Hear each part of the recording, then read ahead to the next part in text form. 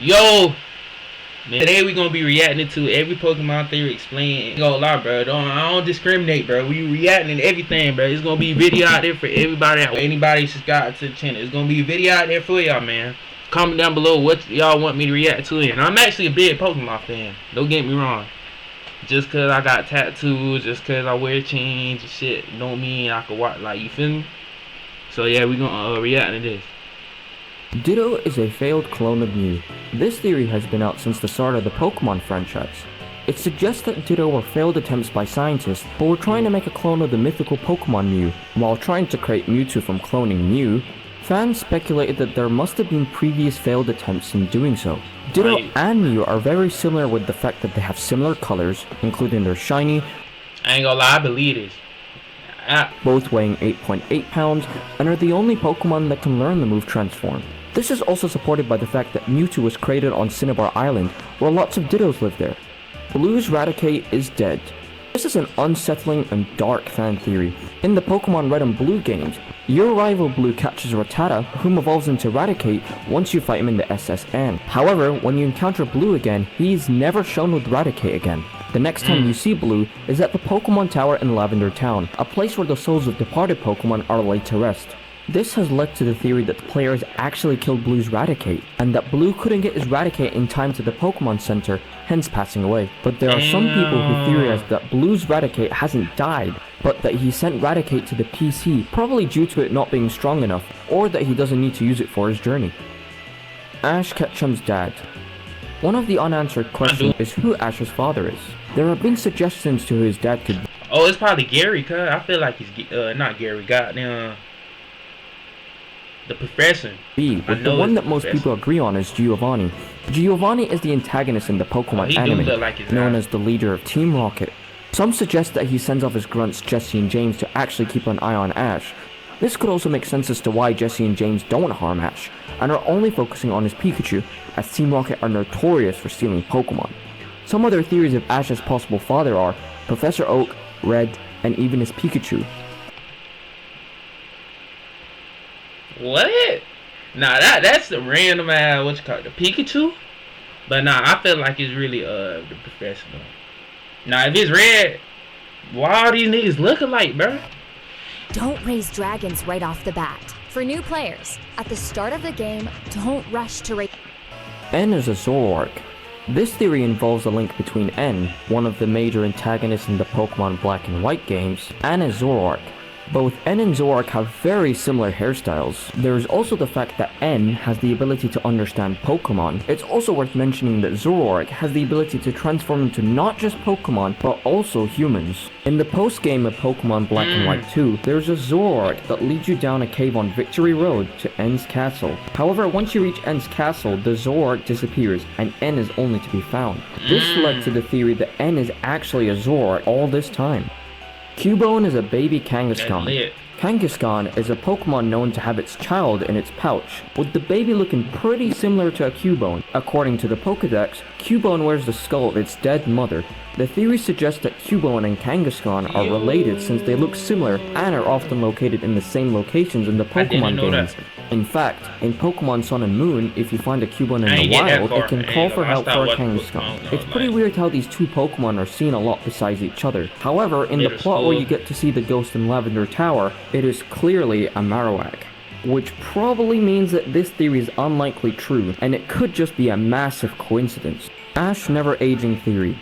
People have always wondered why Ash does. If y'all didn't know, this nigga stayed 12 years old forever. Age. And one of the biggest theories is that the reason he doesn't age is due to seeing Ho-Oh. In the first episode of the Pokemon anime, Ash and Pikachu set out on their journey, where they encounter a flock of angry Spearow, who start attacking Ash and Pikachu.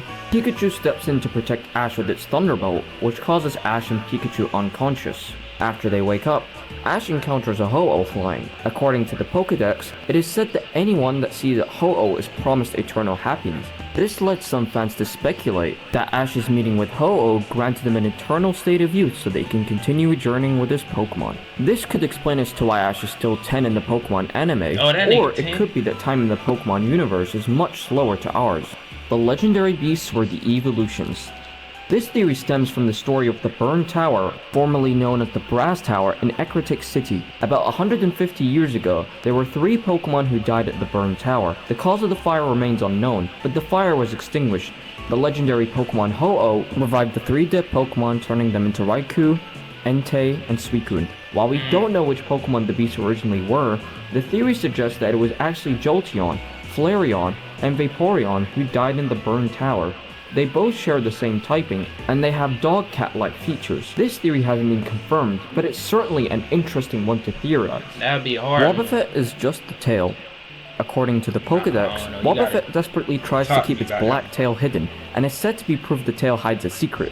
It also says that Wobbuffet barely moves, but if someone attacks its tail, the Pokemon will try to take the foe with it using Destiny Bond. This has made fans speculate that the blue body we see isn't actually Wobbuffet, but actually its tail. There's also the theory that the tail is actually the evolved form of Unknown. Unknowns tend to live alone with each other, since they are powerless by themselves, and that it has evolved to Wynaut to protect it from incoming attacks. It could also explain why Wynaut's tail looks like an Unknown. This would explain why Wobbuffet desperately tries to hide its tail. Gengar is a dead Clefable. When looking at Gengar and Clefable, they look very similar to each other. They both have a similar body shape, pointy ears, pointy backs, and used to represent the opposite types, with Gengar being a ghost type and Clefable being a normal type. They have made a lot of people theorize that maybe the Clefable represents life, since it is a normal type, and Gengar represents death, as it's a ghost type. However, there is no evidence to this theory being true, and their designs could just be a massive coincidence. Certainly, an interesting one to look at. The Pokemon War. As you progress to the 3rd gym in the Kanto games, you'll encounter Lieutenant Surge. Before you start the battle, he briefly mentions that he's been in a Pokemon war before, but never elaborated on it any further. The war might have happened before Red and Blue were born, which could explain why there aren't a lot of fathers or male characters in the Pokemon game, since we haven't seen Red or Blue's father. It's speculated that their fathers have died fighting in the war with Lieutenant Surge as they were defending the Kanto region. However, that is all just for us to speculate. Genesect was a Kabutops. Never know. Genesect is the mythical Pokemon of Unova that was altered by Team Plasma.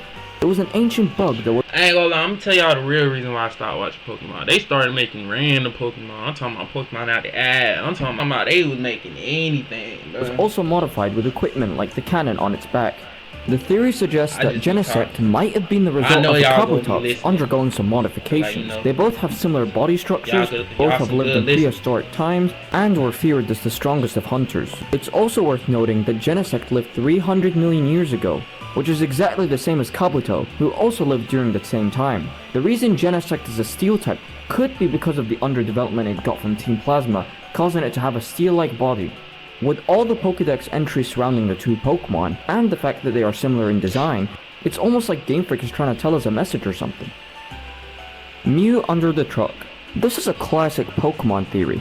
The theory goes by saying that Mew was hiding underneath a truck in Vermilion City. However, players can't get to the truck unless doing certain things. First, you'll need a Pokemon that knows the moves Surf and Cut, and that the SSN hasn't departed. I used to hate that shit, bro. I'm talking about, bro. I used to play them Pokemon games on the 3DS, bro. But I ain't gonna lie, Pokemon, bro. You know what I'm saying, bro? I'm a big Pokemon fan. I used to play that bit on the 3DS, bro. But like, I hate when you get to a point where you have all the Pokemon in the world, but like certain Pokemon don't have that move. Cause I'm talking about they have to have that shit in their moveset, cause or you can't do shit, man. And on top of that, you gotta find they ass, cause I'm talking about it be hard as fuck. When you really need they ass, bro, you cannot. Player has to black out while fighting on the SSN. This prevents the ship to trigger it from departing. After that, the player can surf over to the truck. While Mew isn't underneath the truck, Game Freak has actually referenced this rumor in the later Pokemon games. In Pokemon Fire Red and Leaf Green, you can find a lava cookie underneath the truck. While in Let's That's actually the only Pokemon I did not catch, cause like older generations, but I ain't had no money, so I was either watching YouTube videos on other niggas that was getting Mew, or like you feel me. But like I ain't gonna lie, bro, that's the only Pokemon I would like to catch, cause that's the only Mew. I caught Mewtwo. I ain't gonna lie. Matter of fact, I caught a what's that Pokemon called? I forgot what it looked like Mew, but it got like a star. Now I remember it was a shiny one too. One of my dogs, he was hacking the game, cuz he was like, "Hey, bro, you want this?" I was like, "Yeah, give me that." That nigga sent me that shit. I was like, "Ooh, okay." Go Pikachu and Eevee, you Free that can boy. find a revive. In Pokemon XD Gales of Darkness, there's a beauty trainer who says that maybe you'll find a muck under the truck. This is probably the most popular theory in Pokemon, and was one we definitely heard back at the playgrounds in elementary.